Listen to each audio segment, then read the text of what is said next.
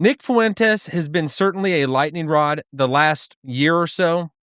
And I just want to bring to the table, imagine if there was a world where Nick Fuentes linked arms and, embraced Donald Trump and Donald Trump embraced him. Could it be possible?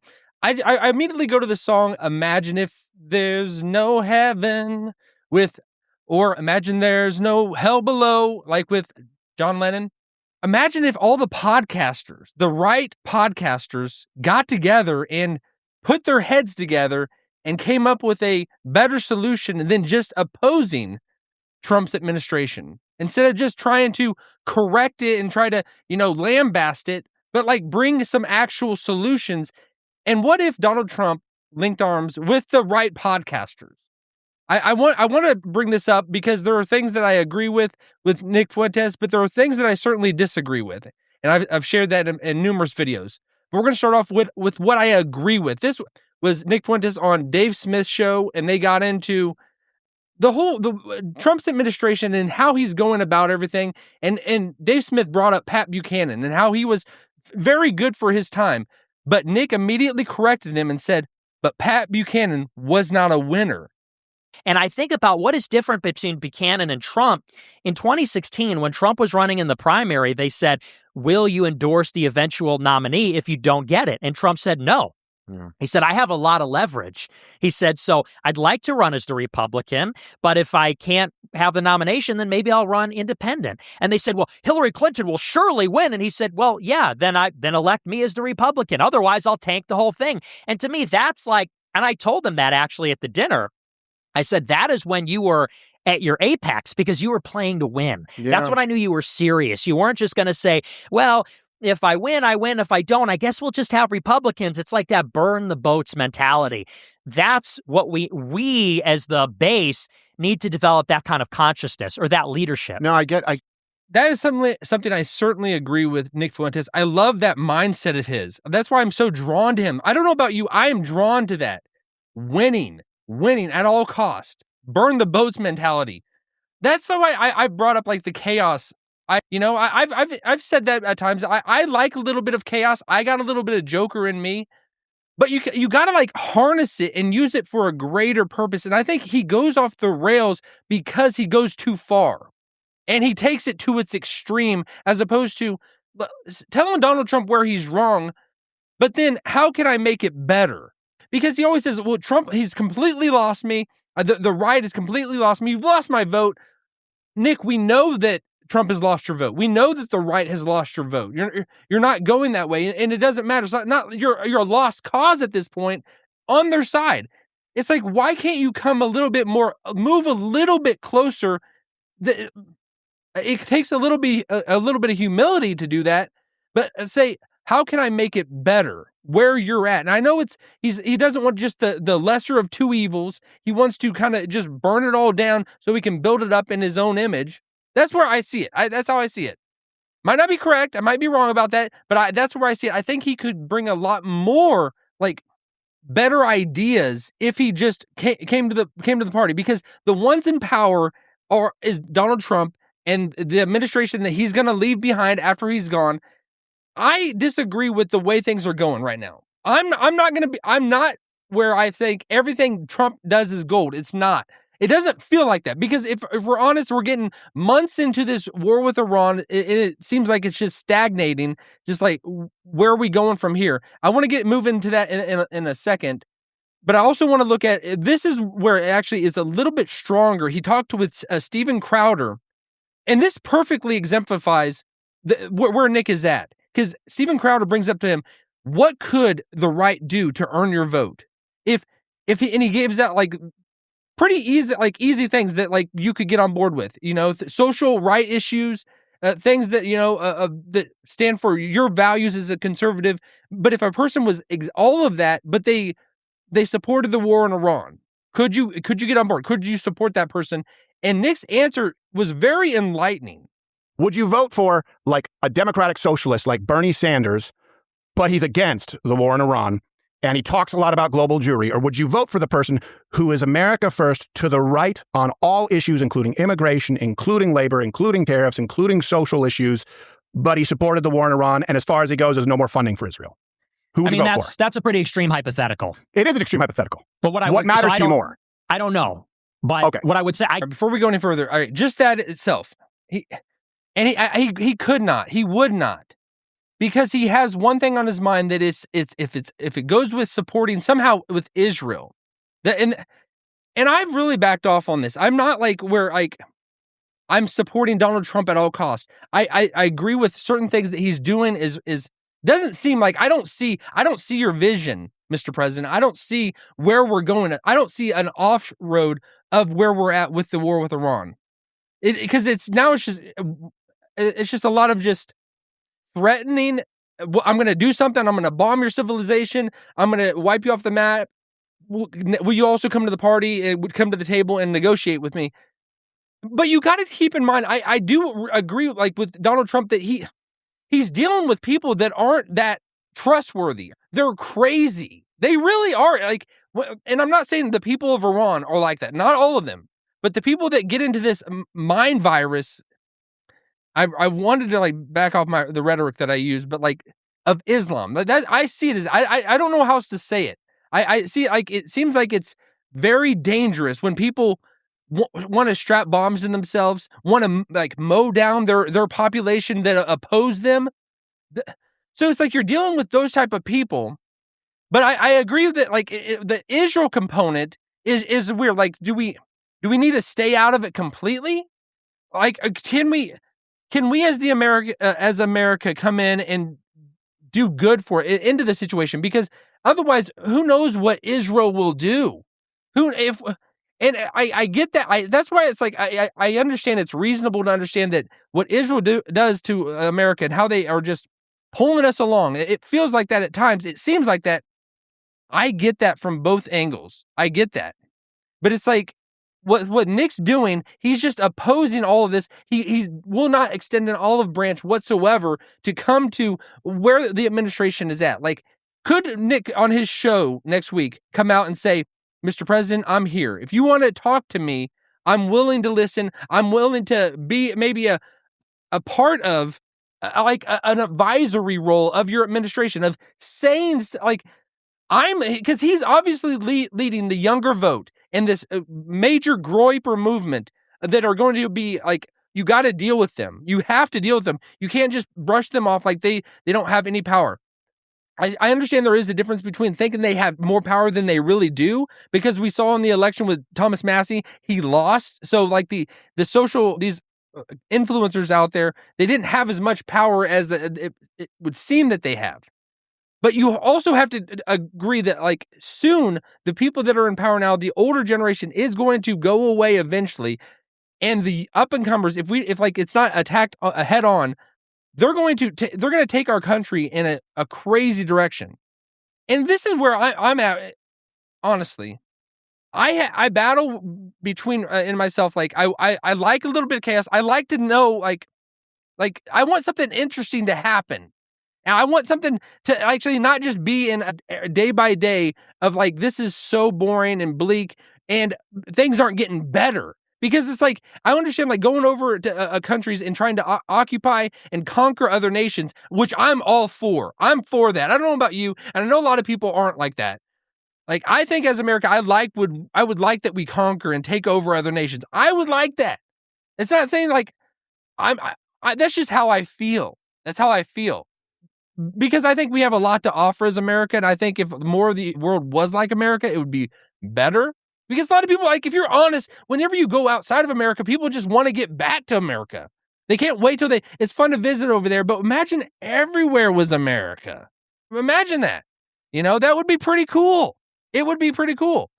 And Nick, he's, I think, a little bit short-sighted because he's okay on our side of the hemisphere over here, taking over Greenland, taking over Venezuela, Cuba, all this over here, and even Canada, doing what we did over in the Middle East, do it to Canada, which I'm good. I want to do that too. But why not everywhere, man? Why not? Why short us, let's actually think bigger. And the Israel side is just, it's weird. It's like, why, like, just like, I'm taking a step back. What if we actually thought about using Israel for our purposes? How we think that they're controlling us and using us. What if we wanted to use them instead, and like not go whatsoever in if it's not in our interest? But like, what's happening over there? And I'm not going to say just the short-sighted. Oh, they could nuke us. Iran could have a nuke. They haven't nuked us in, like 40 years or whatever. They haven't tried that, but like it. But I understand the point. Like, if they actually did, it would be different as opposed to, Russia or China or North Korea having a nuke. If people that are jihadist extremists who want to usher in this where Islam controls everything, because there would be a major difference between like if Christians controlled the world as opposed to Muslims controlling the world. You could definitely see a difference. Because Christians aren't going to force you to, you have to be Christian. But Islam, you have to become Islam. You have to, not Islam, you have to become Muslim. So it's like there is a major difference there. But I want to like get into this is where let Nick carry out his thought of where he gets into Israel and he sees the danger of us supporting them because they take it a little bit too far. Here's the thing. I can't support somebody that supported the war in Iran because... And here's the big picture about it. What is actually the end game here? You can't say, well, if Israel doesn't exist, Israel does exist, and they have existed, and they have nukes. And that is the central, they have an undeclared nuclear arsenal, and that is really at the center of this. And again, Israel has a foreign policy they've engaged in for a very long time of destabilizing and destroying all their neighbors with the help of the United States, with the influence of the Israel lobby in the United States.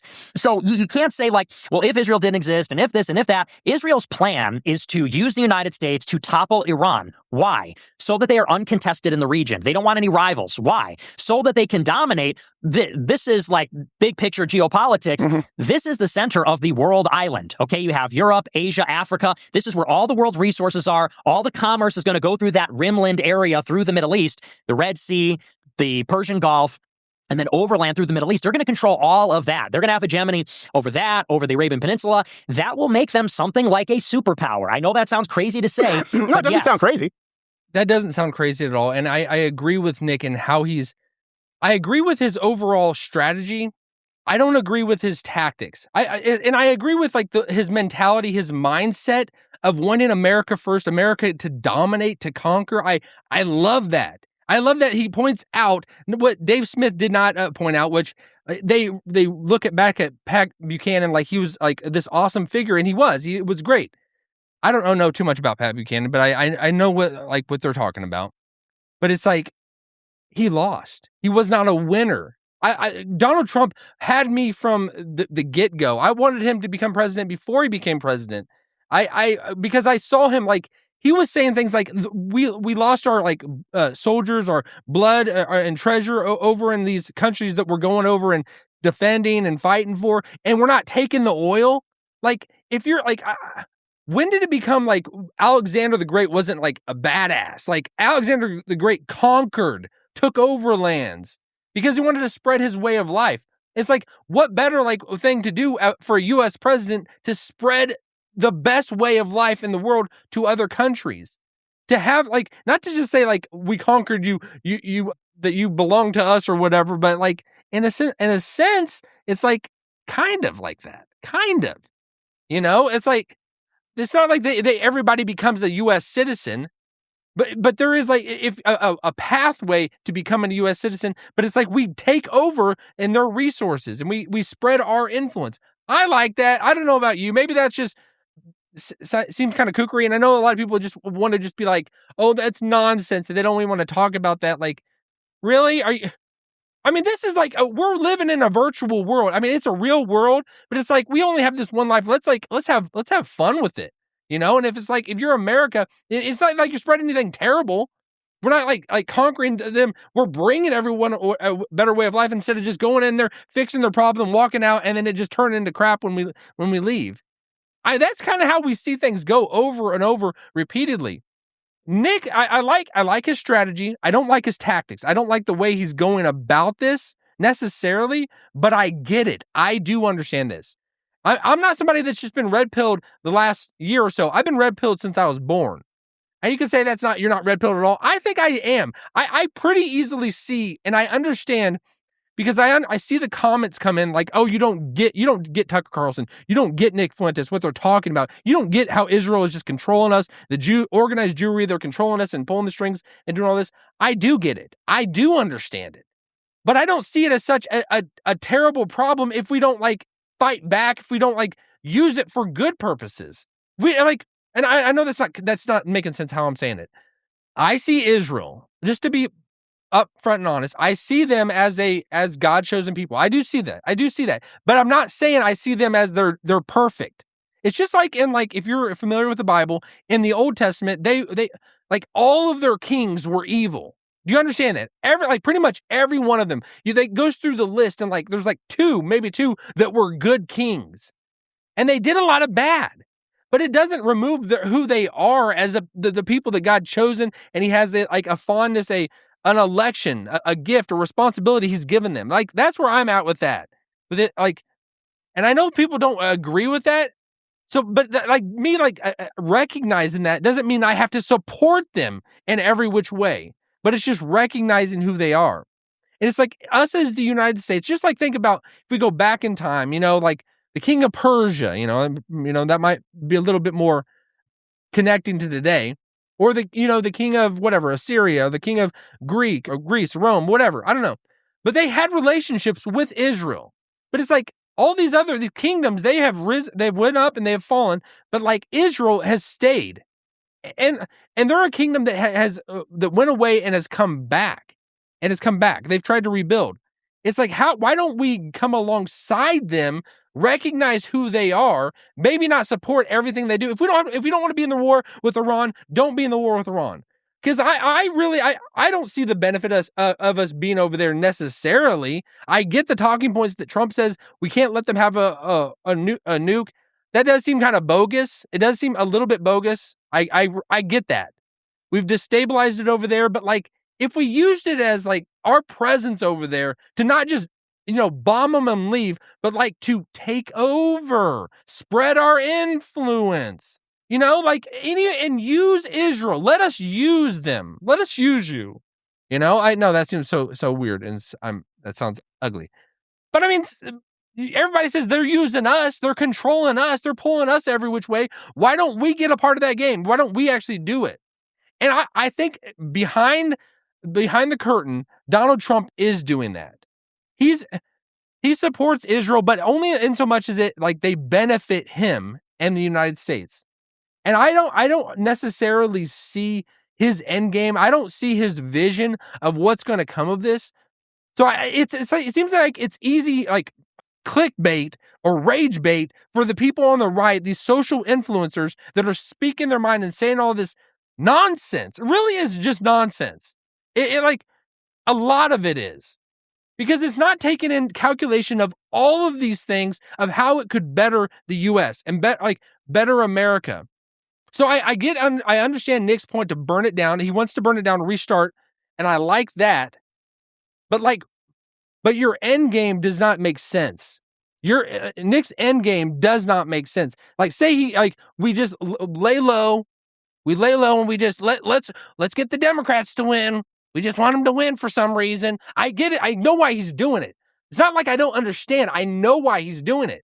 Because he wants to make it ripe for the picking for somebody, some unknown figure to step in 2028. That's his whole point, why he's doing it. But why just sit back and let it hit you in the face as opposed to making it happen? Donald Trump is a crazy MFer, he is crazy. It's why not get alongside him? You have the ability, Nick. Step into the administration. Say, hey, I'm going to lay low on the crazy rhetoric of, dropping the N-word and all that and saying the vile things that he does. He says vile things. Maybe that's his whole thing. I think he needs to grow up from that. I think he needs to mature from that. Let that go. Why not position yourself in a way that you can actually be a part of the administration for good? Turn it which way ever you want. Be the neck that turns the head however you want. But if you're just sitting on the sidelines and just get everybody riled up to vote Democrat, if you couldn't get whoever these people that you're talking about to not let Massey in, What kind of, how do you think that you're going to make such a huge difference by getting these people to vote the Democrats in? Why does that seem like a better idea? How does that even seem more plausible? I know you're trying to get a lot of younger guys to get in like big positions of power, not expose their power level, and so that they can have, think about years down the road, but like, why not do something now? Why not like make yourself more palatable to the administration, to the Jews, to like people to Israel, and say, because you could throw up a flag and say, hey, I'm not throwing away all my principles, but I'm at least going to step to the table that I'm going to be taken seriously and not just piss everybody off. Because I've listened to Nick, and if you get into listening to him, you will just become an angry person. You will become an angry person that shouts and spews a lot of just vitriolic evil. You will. And I've done it. But it's like, if you actually step back and take these issues as what they really are, and you're going to make a difference, lean into Donald Trump. Start tweeting at him. Start posting towards him, and not just saying, because we know what, anything that happens, if he discovers a way to create gold out of nothing, Nick Fuentes is not going to be happy about it. He'll find something to be upset about it because he's locked into this ideology. And I agree, it's good to be ideological. It is. It's like you can't be everything of one thing and not a consummation of a lot of things. You can be like crazy ideological, but you got to be practical. You got to put both of those in there, and not just be just a person when you're on camera, you're crazy, but actually make some concessions that brings you into like the good graces of Donald Trump to influence him that way. That's where I think he could do so much more good than he's leaving on the table. I mean, you're getting out of your 20s. You're almost out of there. I know you're getting closer to the age that you can run for president, but still, that's still 8 years away. Why not actually make some influence now? Now, I mean, not just be a dog that just hides everything. I got to hide everything so people don't see my true colors. Let them see your true colors. Let them see what you really think. But be a little bit more congenial so that they can accept you, so that they can bring you in, and so that you can make better and more like real impact and influence. If you want America first, I'm for America first. I'm for America first. That's what I am for. I want that 100%. And I want everybody in America to be rich, to have so much money. It's not even funny. And money's not the end all be all, but it's like we're going over to these wars. We're doing these things so we can have more oil in Venezuela and all this stuff. But the regular Americans, I've said it before, Americans should be royalty, or we should treat them as royalty. I don't know about you. This seems like pie in the sky to some people. It's not. I think this is what people really think, but they don't want to say it because they want to be politically correct and they don't want to be canceled. So I get it. So it's from both sides. And who's going to cancel you? You could say the Jews, but I'm very sympathetic to the Jews. I'm very sympathetic, and I'm not a person that just I defend Israel and I defend the Jews, but it's like I don't see it making anything better for me. I'm speaking what I believe. I'm not just defending Israel for the sole purpose of that. I'm defending them because I believe that they really do have ties into the Bible. Really, it's not something just to sweep past. But that doesn't make them everything they do is gold. They have a chosen calling, but it doesn't make that God loves them more. That's not the point. It's just that's just who they are. God chose them for a purpose, and what he chooses, he doesn't go back on. That's where I'm on that. But I just think Nick he's leaving a lot of money on the table, or whatever you want to call it, whatever you want to say. He could have so much greater impact and make people's lives actually better and towards something. It's catch it early on, catch this mindset, this vision early on, as opposed to just, you're going to go off on the deep end, man. You're leading people to something that could be very bad because you're just riling them up. And it's just, I know you're not saying about all these people are against Israel and the Jews or whatever. You're not making it that because but you're creating offshoots like a Dan Bilzerian and the people that go that way. Or who's that other guy? That other Fight Back podcast guy? I don't even remember. That he's always into it or whatever. I don't remember his name. But he keeps going back. Or Sneeko. It's adding fuel to their craziness, as opposed to, you're a smart guy. You're smarter than these people. Don't take your smartness and take it in an evil purpose. Maybe bring it in, reel it in a little bit, and take it for a good purpose overall. All right, I'll leave it at that. Let me know what you think. Drop a comment, smash that like button, and hope you have a good rest of the weekend. See y'all.